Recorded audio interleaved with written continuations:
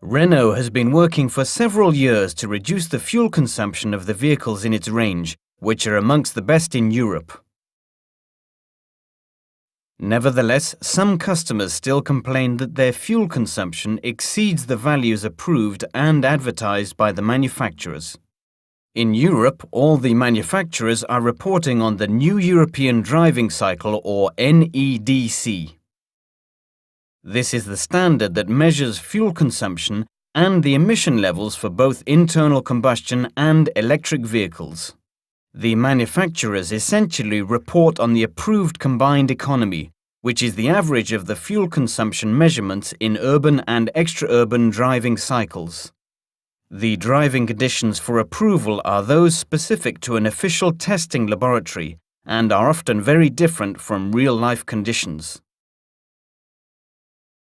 Nevertheless, as a comparative test, the NEDC cycle is credible, shared and reliable. It has the benefit of standardizing the measurements of all manufacturers.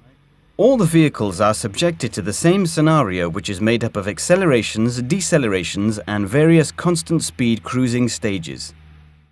The test lasts 20 minutes and is carried out on a roller test bench. This cycle is to be replaced in 2017 by the new WLTC cycle, or Worldwide Harmonized Light Vehicles Test Cycle. This will be much more dynamic with greater accelerations, a higher average speed and fewer deceleration phases. The fuel consumption figures displayed in the vehicle correspond to the actual consumption. The difference between the approved consumption and actual consumption can be very large. This is because every vehicle owner drives under conditions that are specific to him, such as driving style, types of journey, urban, arterial road, motorway, traffic conditions, the topography, the weather conditions, use of electrical equipment, heating, ventilation, radio, headlights, wipers, use of air conditioning,